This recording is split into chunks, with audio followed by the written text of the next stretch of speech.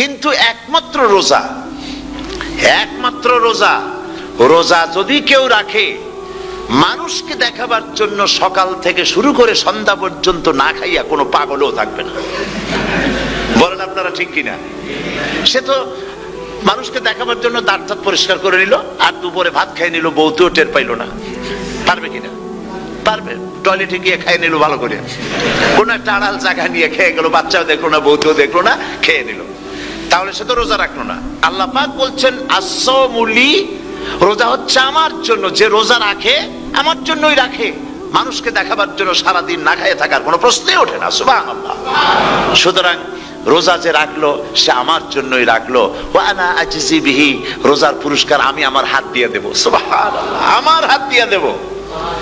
Manager যদি বলে এই কাজগুলি করলে পরে বেতন, নির্ধারিত বেতন পাবা, আর এইটা যদি করো তাহলে বেতনটা আমি দেবো আমার হাত দিয়া, তাহলে এমপ্লয় যারা তারা বুঝতেই পারবে যে মালিক যখন নিজেই দেবে তাহলে ম্যানেজারের মতো দেবে না, মালিক মালিকের মতোই বড় করে দেবে। তো আল্লাহ পাক ফেরেশতাদের কাছে এটা রাখেন নাই, সব নাকি তোমরা লেখো গিয়া, আর রোজার সওয়াব আমার হাত দিয়ে আমি দেব। সুবহানাল্লাহ। এরপরে আল্লাহ পাক বলছেন, অন্য রিওয়ায়েতে এসেছে রোজা আমার জন্য, আর রোজাদারের পুরস্কার আর কিচ্ছু না, রোজাদারের পুরস্কার আমি আল্লাহ নিজেই পুরস্কার হয়ে যাব। সুবহানাল্লাহ।